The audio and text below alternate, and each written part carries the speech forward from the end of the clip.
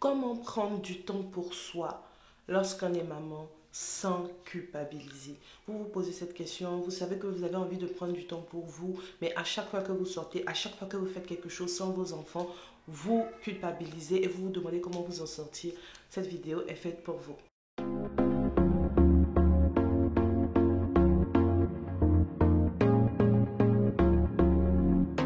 Bonjour et bienvenue sur ma chaîne YouTube, je m'appelle Esther et c'est avec plaisir que je te retrouve aujourd'hui pour une nouvelle vidéo où nous allons parler un peu de santé mentale. Nous allons aussi parler évidemment de la vie de maman. Alors avant d'aller plus loin, je t'invite à t'abonner à ma chaîne si ce n'est pas encore le cas et à cliquer sur la cloche pour être averti en fait de toutes mes nouvelles vidéos. Comment prendre du temps pour soi lorsqu'on est maman sans culpabiliser? C'est une grande question, c'est une question qui vraiment mérite d'être traitée en fait parce que je pense que au moins 90% des mamans qui sont sur terre là ont déjà ressenti cette culpabilité là, cette culpabilité lorsqu'on prend du temps pour soi sans nos enfants, cette culpabilité lorsqu'on s'achète des choses pour nous sans penser aux enfants, etc., etc.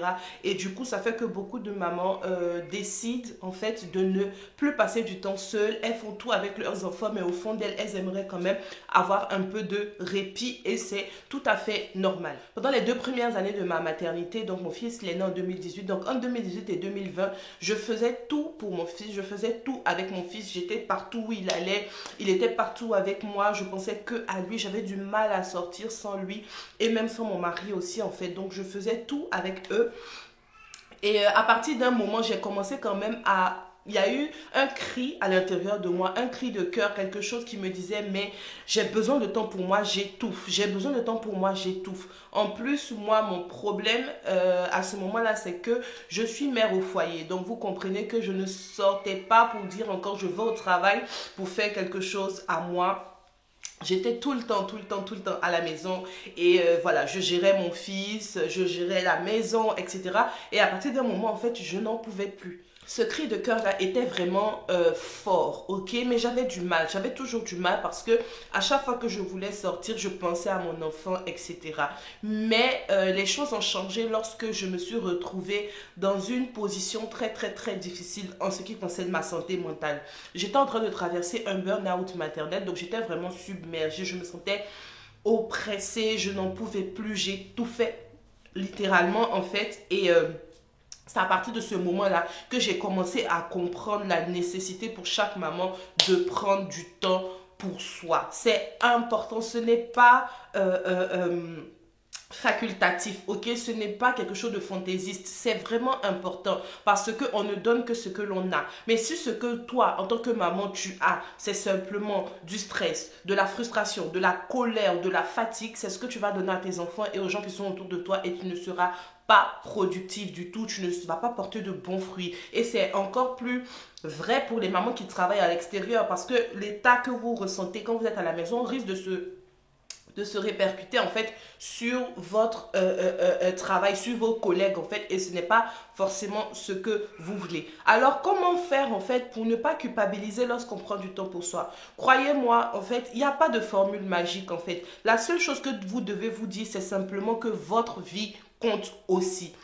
Avant, rappelez-vous, avant, lorsque vous étiez adolescente ou jeune adulte, lorsque vous n'aviez pas encore d'enfant, qui étiez-vous en fait? Vous étiez juste une jeune fille qui avait des aspirations, qui avait des rêves, qui avait des hobbies, qui avait des capacités, etc. Sachez que cette jeune fille, elle n'a pas changé, elle n'a pas disparu, ok? C'est-à-dire que elle a juste grandi, elle a mûri, elle a des enfants aujourd'hui, mais elle a toujours les mêmes attributs qu'avant en fait. Vous êtes une personne à part entière, vous êtes une maman, ok, mais vous êtes une femme avant tout, ok? Et c'est ce que je me dis tous les jours. Je suis une femme avant d'être une épouse. Je suis une femme avant d'être une mère. Si vous laissez le statut de mère vous submerger, vous n'allez jamais passer du temps pour vous, prendre du temps pour vous. Et vous allez être frustré jusqu'à la fin de votre vie. Je ne pense pas que ce soit ça, en fait, le but d'une vie de maman. Personnellement, avant, je pensais qu'une maman, c'était seulement celle qui se sacrifiait, etc. Et que c'est elle qui est la bonne maman. C'est celle qui se sacrifie, c'est celle qui est toujours au four et au moulin, qui fait tout pour ses enfants, qui n'a pas de temps pour elle. Et il faut dire que aussi, La société aussi dans laquelle on est ne nous fait pas de cadeaux. La société ne nous fait pas de cadeaux. La société nous fait croire que voilà, c'est la maman qui est celle qui est toujours occupée, toujours en train de faire quelque chose et qui est hyper fatiguée à la fin de la semaine. C'est elle la bonne maman parce que ça prouve qu'elle fait quelque chose, ça prouve qu'elle travaille. Moi, aujourd'hui, j'ai changé la définition d'une bonne maman.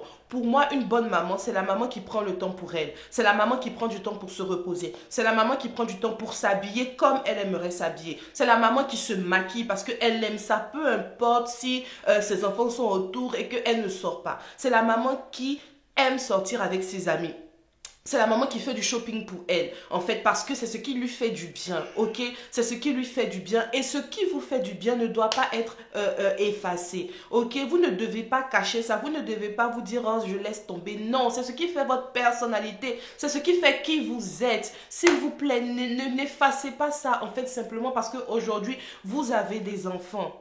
Je pense que si vous me suivez depuis longtemps, enfin, oui, sur ma chaîne YouTube, ces temps-ci, je parle beaucoup de santé mentale des mamans parce que j'ai été confrontée à des choses difficiles qui ont changé ma façon de voir en fait la maternité, qui ont changé ma façon de voir en fait toutes ces choses-là. Et j'ai compris vraiment que la santé mentale, de façon générale, ça compte. Et surtout la santé mentale des mamans, ça compte. On n'en parle pas beaucoup. Est-ce que les gens, en fait, ont idée à quel point la santé mentale d'une maman est attaquée? La santé mentale d'une maman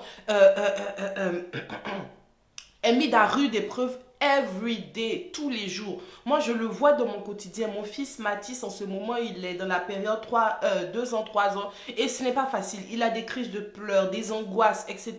Et ça, c'est quelque chose qui pèse sur la santé mentale, en fait. Que ce soit du papa ou de la maman. Mais moi, je parle pour moi. Ça pèse sur la santé mentale, en fait. Et du coup, à la fin de la journée, en fait, tu es fatigué émotionnellement. Tu es fatigué.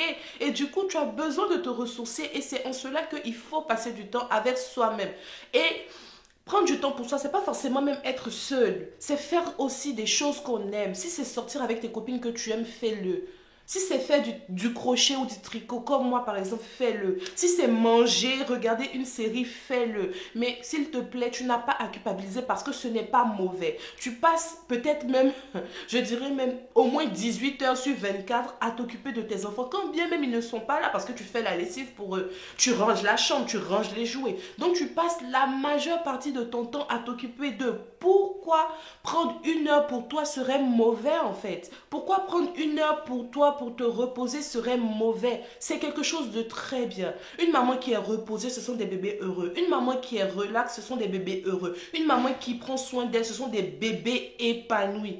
S'il vous plaît, les filles, apprenons à être ce genre de maman-là. Et disons non en 2021 à la culpabilité. C'est normal que lorsque tu as de l'argent, tu veuilles t'acheter un vêtement sans penser à tes enfants parce qu'ils en ont, peut-être que tu en as déjà acheté. Je ne dis pas d'être égoïste, mais il faut penser à soi d'abord. Parce que vous voyez dans les avions, on dit que quand il y a des turbulences et tout ça et que les masques d'oxygène tombent, on dit aux parents de mettre d'abord leur masque avant de mettre celui de leur enfant. C'est puissant comme image en fait. Parce que simplement, ça montre que tu ne peux pas aider quelqu'un si toi-même tu ne t'aides pas. Tu ne peux pas aider quelqu'un si toi-même tu n'es pas bien en fait. Une maman qui se dit non, il faut que je mette le masque de mon enfant, elle n'arrivera même pas à mettre son enfant parce qu'elle va manquer d'oxygène et elle va mourir et son enfant aussi parce qu'il n'aura pas son masque. S'il vous plaît, soyons ce genre de maman qui pensons à mettre notre masque d'oxygène avant de le faire pour nos enfants. Donc, s'il vous plaît, on bannit la culpabilité, on bannit cette peur-là et on apprend à vivre pleinement notre vie de femme avant de vivre celle de mère ou d'épouse. Voilà, c'est ce que je voulais vous dire pour cette vidéo. J'espère en tout cas qu'elle a réveillé quelques consciences et que elle va vous pousser quand même à prendre soin de vous et de votre corps. Je vous invite à partager cette vidéo avec une maman qui en a besoin parce que... comme j'ai dit dans plusieurs autres vidéos, en 2021, nous voulons des mamans qui prennent soin d'elles. C'est l'année du self-care. Alors, s'il vous plaît, prenons soin de nous, prenons soin de nos pensées, prenons soin de notre corps, de notre esprit. Ok, en tout cas, c'était un plaisir pour moi de faire cette vidéo-là. Je prie que Dieu vous assiste dans tout ce que vous allez faire, que Dieu vous fortifie et qu'il vous bénisse. Sachez que je vous aime. À la semaine prochaine. Bisous.